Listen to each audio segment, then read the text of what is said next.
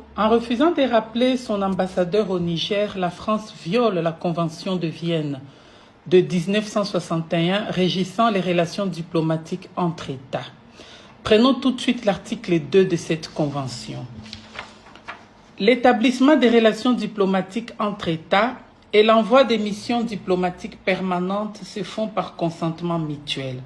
Cela veut dire que d'un côté, il y a l'État accréditant qui envoie les diplomates, ici la France, et d'un autre côté, l'État accréditaire qui reçoit les diplomates, ici le Niger.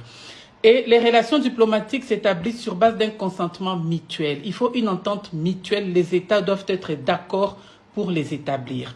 Prenons tout de suite maintenant l'article 4, alinéa 1er de la Convention de Vienne, si vous le voulez bien.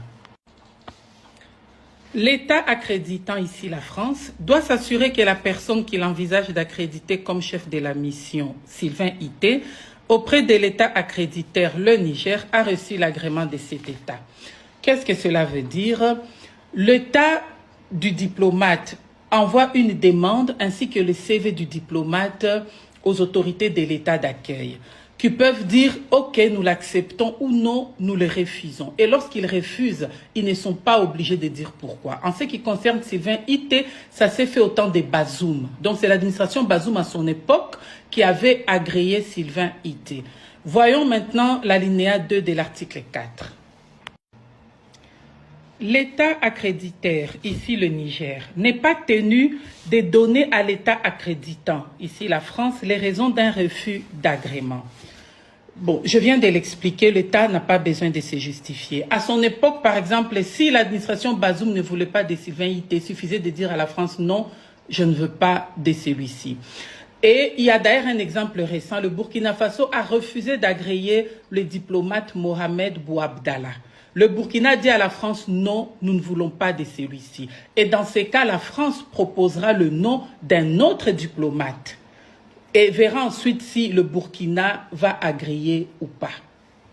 Passons maintenant à l'article 9, premier alinéa de la Convention de Vienne. Bon, une fois que le diplomate est agréé, il arrive ainsi dans l'état d'accueil. Il va voir les chefs de l'État de cet État, il présente ses lettres de créance et il prend officiellement ses fonctions. À l'époque, Sylvain Ité avait présenté ses lettres de créance à Bazoum, qui était le chef de l'État. Prenons l'alinéa 1er de l'article 9 de la Convention de Vienne. Nous allons lire cet alinéa 1er en 3 fois afin que nous puissions bien nous comprendre. L'État accréditaire, le Niger, peut à tout moment et sans avoir à motiver sa décision, informer à l'État accréditant la France que le chef de la mission, Sylvain Ité, est persona non grata. C'est ce que le Niger a fait. Et d'ailleurs, par courtoisie, le Niger a justifié sa décision en donnant deux raisons. Premièrement, le refus de Sylvain Ité de se présenter à une convocation des autorités nigériennes. Et deuxièmement, l'attitude de la France qui est contraire aux intérêts du Niger. Ainsi, le Niger a donné 48 heures à Sylvain Ité pour quitter le pays. Passons maintenant à la suite de la lecture de cet alinéa 1er de l'article 9.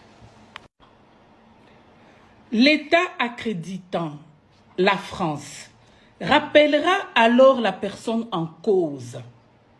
Rappellera. La France n'a pas d'autre choix. La Convention de Vienne ne laisse pas d'autre choix à la France. Il est dit que la France rappellera son ambassadeur. Il n'est pas dit elle pourra rappeler. Il n'est pas dit elle donnera des raisons. Non. La France n'a pas d'autre choix. Elle doit rappeler Sylvain Ité. Terminons la lecture de cet alinéa 1er de l'article 9, si vous le voulez bien. Une personne peut être déclarée non grata ou non acceptable avant d'arriver sur le territoire de l'État accréditaire. Je vous ai donné l'exemple du diplomate Mohamed Bouabdallah qui a été déclaré persona non grata, par exemple, par le Burkina Faso, avant même qu'il n'arrive au Burkina. Et je vous ai dit que dans ce cas, l'État du diplomate proposera un autre nom.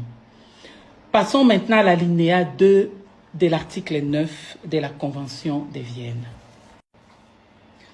Si l'État accréditant, ici la France, refuse d'exécuter ou n'exécute pas les obligations qui lui incombent, rappelez Sylvain Ité, L'État accréditaire, le Niger, peut refuser de reconnaître à la personne en cause la qualité de membre de la mission.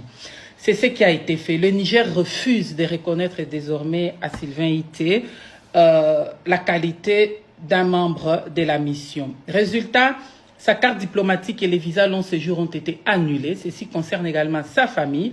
Sylvain Ité est désormais considéré comme un sans-papier au Niger. La justice nigérienne a ordonné son expulsion. Depuis, il est cloîtré dans les locaux de l'ambassade. Donc, s'il ose sortir, la police nigérienne va l'appréhender et l'expulser. Passons à l'article 22 de la Convention de Vienne. Nous lirons seulement l'alinéa premier de cet article 22. Les locaux de la mission sont inviolables. Il n'est pas permis aux agents de l'État accréditaire, les Niger, d'y pénétrer, sauf le consentement du chef de la mission. Donc, aussi longtemps que Sylvain Ité se trouve cloîtré dans les locaux de l'ambassade, il est en sécurité. La police nigérienne ne peut pas entrer là-dedans. Voilà aussi pourquoi souvent on voit que lorsqu'il y a des opposants ou même des personnes qui fuient les régimes, ils se réfugient dans les locaux d'une ambassade et on ne peut pas aller les y chercher, sauf avec autorisation du chef de la mission. Enfin, pour finir, nous allons voir l'article 43, alinéa 2 de la Convention de Vienne. Les relations diplomatiques prennent fin notamment par la notification de l'État accréditaire, le Niger, à l'État accréditant la France, que cet État, le Niger, refuse de reconnaître l'agent diplomatique comme membre de la mission. Donc voilà. Alors nous avons vu ensemble que le Niger se trouve dans la légalité et que c'est la France qui se trouve dans l'illégalité.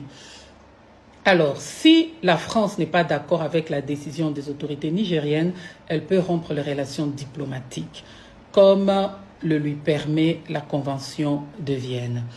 Et Macron déclare que Sylvain Ité est pris en otage par le Niger, ce qui est complètement faux, parce que c'est Macron lui-même qui est pris en otage de sa logique jusqu'au boutiste et de son mépris envers un État souverain. Et c'est Macron qui prend Ité en otage en refusant de les rappeler. Bon, sur ce, je vous dis Kwaheri, au revoir en Swahili.